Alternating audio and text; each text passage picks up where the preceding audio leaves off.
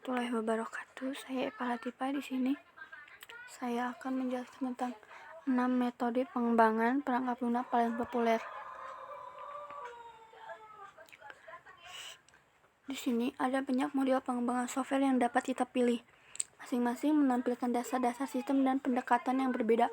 Hal tersebut berpengaruh terhadap cara kerja dan pengaturannya terhadap proyek tertentu. Yang pertama, di sini metode waterfall dikenal sebagai metode tradisional yang kini dianggap sudah kuno dan tidak fleksibel.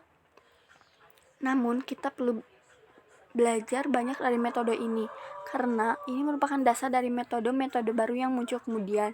Metode waterfall pertama kali dibuat pada tahun 1970 dan selama beberapa dekade merupakan metode pengembangan perangkat lunak terkemuka dan banyak digunakan. Jika menggunakan metode ini, kita membutuhkan banyak dokumentasi serta struktur di awal pembuatan. Prosesnya dibagi dalam beberapa langkah dan tahapan yang mandiri. Tahap pertama merupakan tahapan yang sangat penting. Pemahaman, pemenuhan, dan pengembangan dan penggunaan mengenai ruang lingkup dan tuntutan proses proyek sangat dibutuhkan sebelum mulai segala sesuatu. Kedua, metode perangkat lunak Agile. Metode pengembangan perangkat lunak Agile ini muncul karena keinginan yang besar untuk dapat meninggalkan metode lama waterfall yang tidak fleksibel. Pendekatan metode ini dirancang untuk mengakomodasi perubahan serta menghasilkan perangkat lunak secara lebih cepat, lebih menghargai hubungan dan interaksi antar pribadi, tidak hanya memperdulikan sarana atau tools, menampilkan kerjasama dengan pengguna selama proses pengembangan berlangsung, memberi tanggapan terhadap munculnya perubahan tidak hanya melalui mengikuti rencana yang sudah ditetapkan, fokus untuk menampilkan perangkat lunak yang benar-benar berfungsi, bukan hanya sekedar mementingkan dokumentasi. Berbeda dengan metode waterfall, Agile ditunjukkan untuk menangani muncul berbagai variabel dan kekomplekan yang mungkin terjadi dalam pengembangan sebuah proyek. Kepuasan pengguna merupakan prioritas utama dari metode Agile ini yang diraih dengan terus-menerus menghadirkan fitur yang berfungsi dengan baik, teruji, serta diprioritaskan.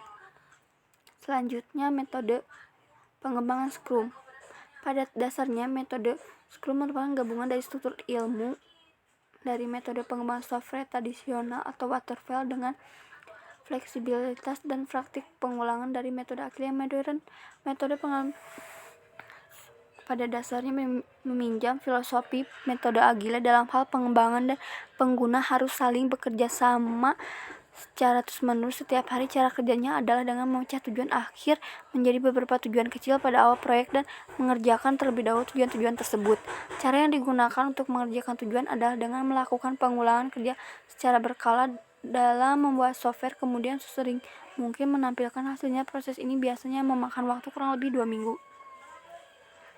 Metode keempat, perangkat lunak RAD. Metode pengembangan perangkat lunak RAD atau Rapid Application Development merupakan proses pengembangan yang ringkas untuk menghasilkan sistem dan kualitas tinggi dengan biaya investasi rendah. Biaya pada metode ini dapat ditekan karena memiliki kemampuan untuk menyesuaikan diri dengan cepat.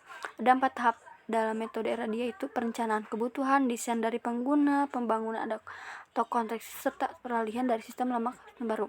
Untuk tahapan desain pengguna dan produksi akan lebih diulang sampai pengguna menyatakan bahwa hasilnya sudah sesuai dengan keinginan mereka. Next, metode prototipe. Metode pengembangan perangkat lunak prototipe merupakan metode yang memicu pengembangan hanya membuat contoh resolusi guna secara resmi menunjukkan esensi fungsional produk kepada pengguna. Pengembangan akan melakukan berbagai perubahan yang diperlukan sesuai dengan permintaan pengguna.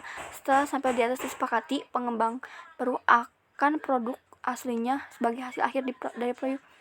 Metode prototipe memiliki tendensi untuk dapat menyelesaikan beragam masalah terjadi di metode waterfall. Yang terakhir, metode DevOps. Metode pengembangan perangkat lunak DevOps bukan hanya merupakan metode pengembangan sistem saja, melainkan serangkaian praktik yang mendukung budaya keorganisasian. Metode ini berpusat pada perubahan yang meningkatkan kerjasama antara departemen yang bertanggung jawab terhadap segmen yang berbeda pada pengembangan siklus hidup organisasi. Siklus tadi meliputi pengembangan, jaminan kualitas, serta pelaksanaan operasi. Dari metode ke-6, kita dapat menjelaskan bahwa metode yang pertama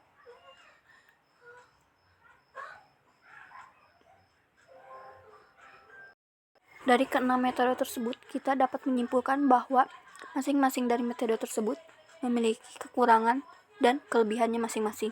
Maka dari itu, kitalah yang dapat memilih mana metode yang terbaik untuk aplikasi yang akan kita buat. Sekian, saya Pahlatipa dari 12 RPL 4. Mohon maaf apabila ada kesalahan kata. Wabillahi taufiq wal hidayah. Wassalamualaikum warahmatullahi wabarakatuh.